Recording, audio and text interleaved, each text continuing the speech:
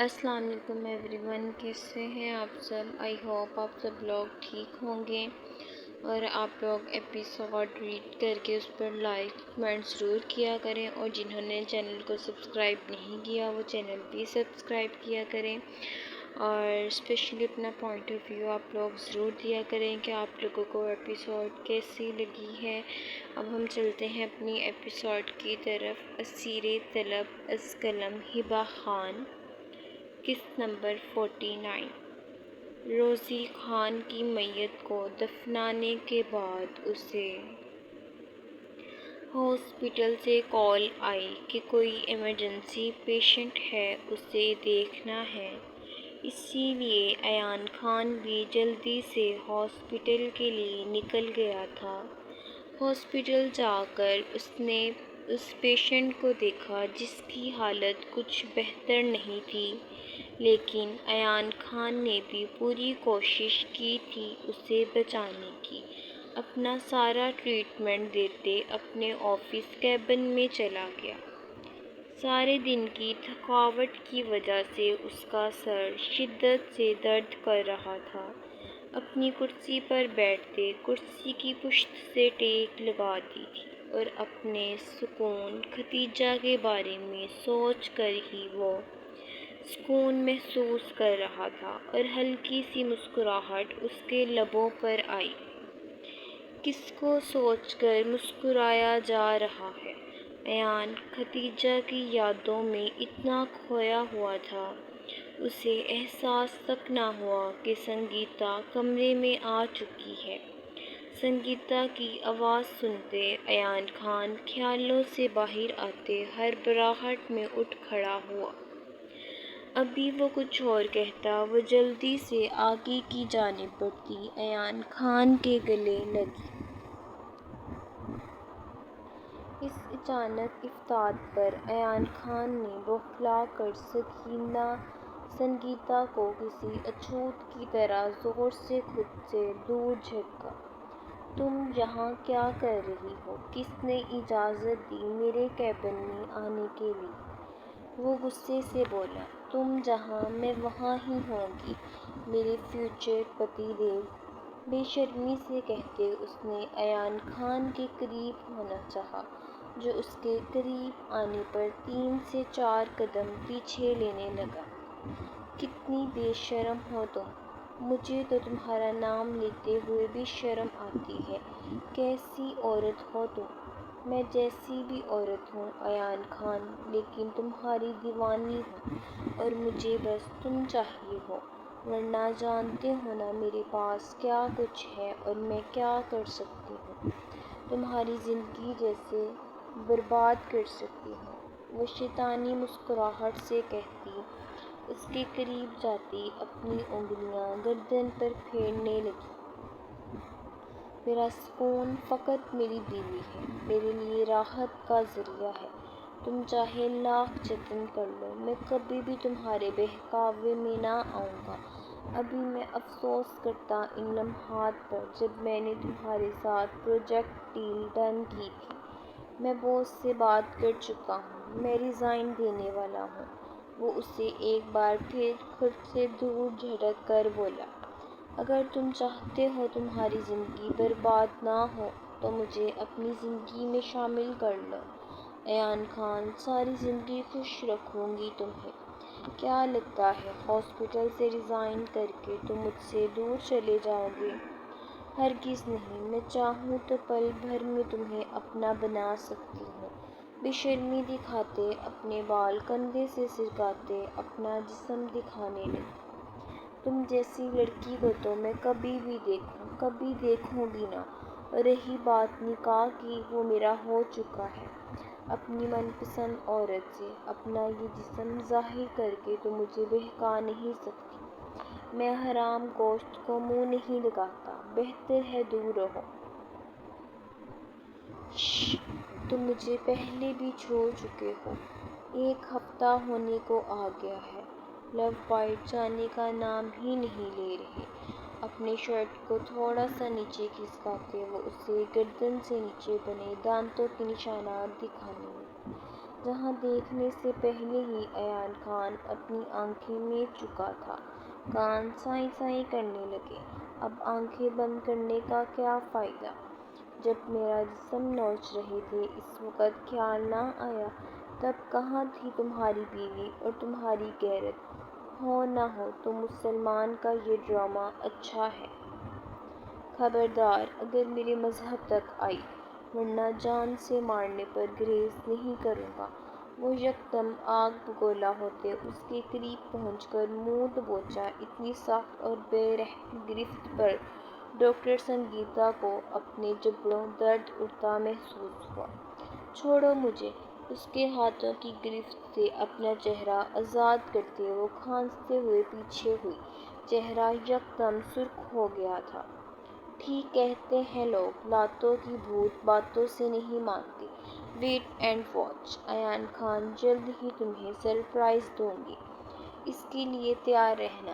سنگیتا غصے سے کہتی جیسے آئی تھی ویسے ہی چلی گئی۔ اس کی پشت کو نفرت اور کچھ حقارت سے دیکھتے ایان خان اپنے چکراتے سر کو پکڑتے وہی کرسی پر بیٹھ گیا۔ سنگیتا کے غلیظ چہرے پر جیت کی چیلنج مکاری صاف واضح تھی۔ اپنے ارادوں میں وہ بہت مضبوط نظر آ رہی تھی۔ نہ جانے کس ڈر کے تحت ایان خان اچھا خاصا پریشان ہو گیا تھا۔ اس کا ارادہ ایک ہی ہفتے کے اندر اندر ختیجہ کو افریقہ لے جانے کا تھا، جہاں وہ اس کا علاج کروا کر اسے جلد ہی ٹھیک کر سکتا تھا، مگر گھر کی پریشانیاں اسے یہ بات کرنے کے لیے مناسب نہ لگیں۔ فی الحال اس نے ایک ہفتے کے لیے خاموش رہنا ہی سمجھا۔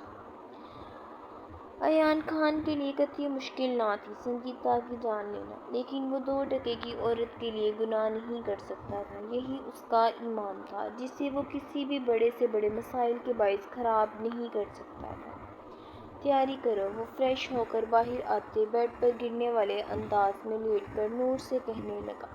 وہ آئینے سے سامنے کھڑی گلے میں باریک سی چین پہن رہی تھی۔ کس لیے؟ ایگزامز تو میرے ہو چکے ہیں۔ وہ ناسمجھی سے اس کی جانب مڑ کر استفسار کرنے لگی۔ ہاں، ایک اور ایگزام بھی باقی ہے، گولڈن نائٹ والا، اس کی تیاری کرنے کے لیے کہہ رہا۔ اوپر سے نیچے تک نور کا جائزہ لیتے وہ بے باکی سے کہتے نور کو سڑتا پاؤں سرخ کر گیا۔ بالیاں پہنتے ہاتھ نور کے ہوا میں مجمد ہوئے۔ وہ سرخ چہرہ لیے آئینے سے اس کے عکس کو دیکھنے لگی، اسے آنکھیں پھاڑ پھاڑ کر فرصت سے دیکھ رہا تھا۔ اب نور اتنی بچی نہ تھی، اس کی بات نہ سمجھ پاتی۔ پہلی بار دانیال نے اس سے اس قسم کی گفتگو کی تھی، ڈھیروں شرم آئی اسے۔ میں چھوٹی ہوں ابھی، وہ لب بھینچ کر بولی۔ تم چھوٹی ہو ٹڈی، تمہارا قد چھوٹا ہے، اور قد کا گولڈن نائٹ سے کوئی لینا دینا نہیں، بے فکر رہو۔ وہ مسکرا کر اس کے چہرے پر بکھرے قوس قزح کے رنگ دیکھنے لگا۔ میں مام کو بتاؤں گی، گندی باتیں نہ کریں، وہ زور سے آنکھیں میچتے ہوئے کہنے لگی، جبکہ ایک آنکھ تھوڑی سی کھولتی دانیال خان کو دیکھنے لگی۔ شوق سے جاؤ بتا کر آ جاؤ، آخر ان کی بھی خواہش ہوگی ان کے گھر پوتا پوتی آئے۔ پھر کیا کرو گی؟ مام کہتی ہیں میں چھوٹی ہوں، ابھی ایسی باتیں نہ کریں۔ دانی، مجھے شرم آ رہی، وہ اپنا سرخ چہرہ دونوں ہاتھوں میں چھپا کر بولی، چہرے پر دھیمی دھیمی مسکراہٹ رقصاں ہوئی۔ بالکل بھی نہیں، 16 سال کی لڑکی ہرگز چھوٹی نہیں ہوتی۔ میں چھوٹی ہوں سب کہتے ہیں، وہ ہنوز چہرہ چھپائے بولی۔ شاید وہ تمہاری قد کی وجہ سے کہتے ہوں گے، لیکن اتنی بھی چھوٹی نہیں ہو، میری شدتوں کو برداشت کر سکتی ہو۔ ویسے اس عمر میں کچھ لڑکیوں کے بچے بھی ہو جاتے ہیں، واہ اور لڑکیاں ہوتی ہوں گی۔ دانی چپ کریں، وہ اسے ڈپٹتے ہوئے بولی۔ نہ جانے کیوں کان سائیں سائیں کرنے لگے۔ دانیال اس کی حالت پر قہقہا لگا گیا، جسے سنتی نور غصے اور کچھ شرم سے پاس والے روم میں بھاگ گئی، جو کہ حدیقہ خانم اور درون خان کا تھا۔ دانیال اپنا سر جھٹکتے تھوڑا سا لیٹ گیا، سفر کرنے کی وجہ سے سر درد سے پھٹ رہا تھا۔ اب تھوڑی دیر میں انہوں نے ڈنر کرنے کے لیے باہر بھی جانا تھا۔ اپنی ٹڈی کو سوچتے چہرے سے مسکراہٹ فنا ہونے کا قطعی نام نہیں لے رہی تھی۔ رات کے تقریباً 9 بجے کے قریب سب دبئی پہنچ چکے تھے۔ اس وقت انہوں نے ایک ہوٹل روم میں اسٹے کیا ہوا تھا۔ تھکن کے باعث سب اپنے اپنے روم میں چلے گئے۔ 4 روم بک کیے گئے تھے، ایک زرون خان اور حدیقہ خانم کا، دوسرا روم دانیال اور نور کا، تیسرا روم مشال اور آمنہ کا، جبکہ چوتھا روم حسام خان کے لیے بک کیا گیا تھا۔ سب نے فریش ہو کر ڈنر کرنے کے لیے ہوٹل جانا تھا۔ کچھ ہی دیر میں سب فریش ہو کر اپنے اپنے روم سے نکلتے ہوٹل کی جانب بڑھ گئے، جو کہ ہوٹل سے چند ہی فاصلے کی دوری پر تھا۔ ڈیڈ لو یو سو مچ۔ میں بہت بہت خوش ہوں آپ ہمیں اتنی خوبصورت ٹرپ پر لے کر آئے ہیں، اتنا مزہ آ رہا، کافی ٹائم بعد گھر سے باہر نکلے ہیں، نور چہک کر بولی۔ زرون خان کے رائٹ سائڈ ہینڈ کو نور نے اپنے بازو میں بھرا تھا، جبکہ لیفٹ سائڈ ہینڈ کو مشال نے اپنے بازو میں بھرا تھا، اور حدیقہ خانم بیچاری اپنے دونوں بیٹوں کے ساتھ آگے بڑھ رہی تھی۔ زرون خان کی پشت دیکھ کر جو انہیں بلائے کہیں اور ہی مصروف تھے۔ ہٹیں ادھر سے حسام، میں بھی اپنی موم کی ہاتھوں میں ہاتھ ڈال کر چلوں گی۔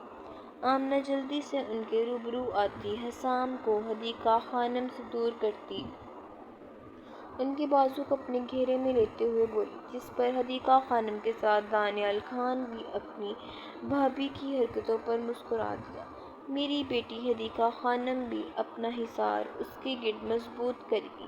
حسام کے قدم رک گئے تھے، وہ منہ کھولے آگے جاتی آمنہ کی پشت کو گھورنے لگا، جو اتنی آسانی سے کباب کی ہڈی بن کر اس کی موم پر قبضہ کر گئی۔ ابھی وہ آگے بڑھتا ہی جب آمنہ نے اپنی گردن پیچھے موڑتے حسام خان کو آنکھ ماری اور پھر مسکراتے اپنا رخ پھیر گئی۔ حسام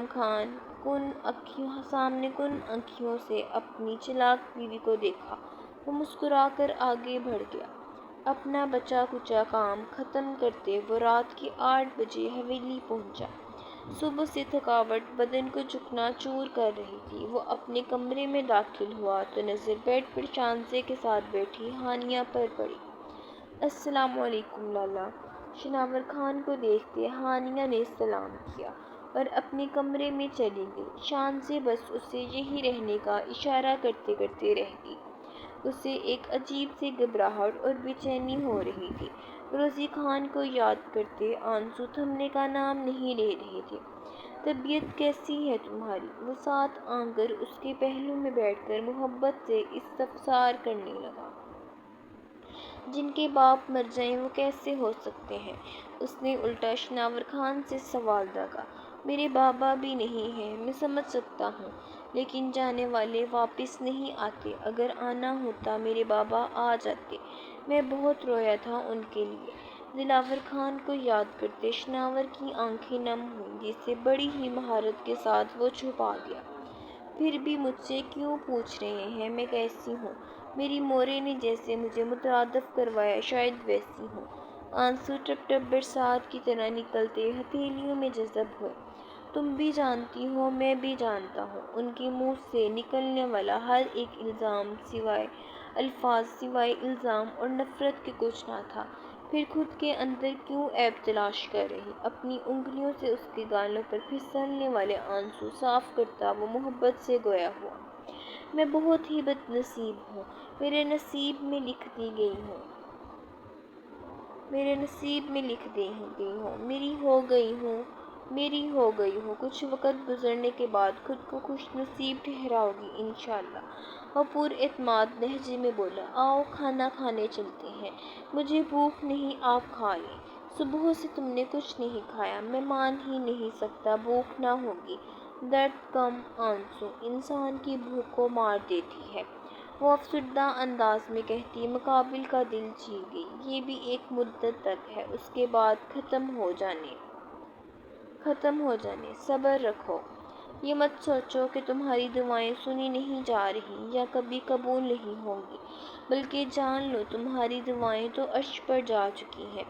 اس کے تو بس ایک کن کی بات ہے، جب تمہارے حق میں بہتر ہوگا تو اس نے کن کہنا ہے اور فیکون کے معجزے ہو جانے ہیں۔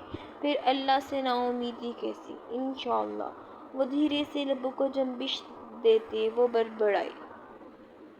اب کھانا کھانے چلتے نیچے۔ میں نہیں جاؤں گی، فوزیہ آنٹی کو میں نہیں پسند، غصہ ہو جائیں گی۔ وہ نفی میں سر ہلا گئی۔ ان کا غصہ کچھ ہی دنوں کا ہے۔ میں اپنی مورے کو جانتا، وہ کافی نرم دل ہے، جلد مان جائیں گی اور تمہیں قبول کر لیں گی۔ اگر کچھ کہہ بھی دیتی دل پر نہ لینا، ایک دن سب ٹھیک ہو جانا۔ چلو اب۔ وہ اسے زبردستی بازو سے تھامے اپنے ساتھ باہر کی جانب بڑھ گیا۔ رات کے کھانے پر سب لوگ بیٹھے تھے سوائے شناور خان اور شانزے کے۔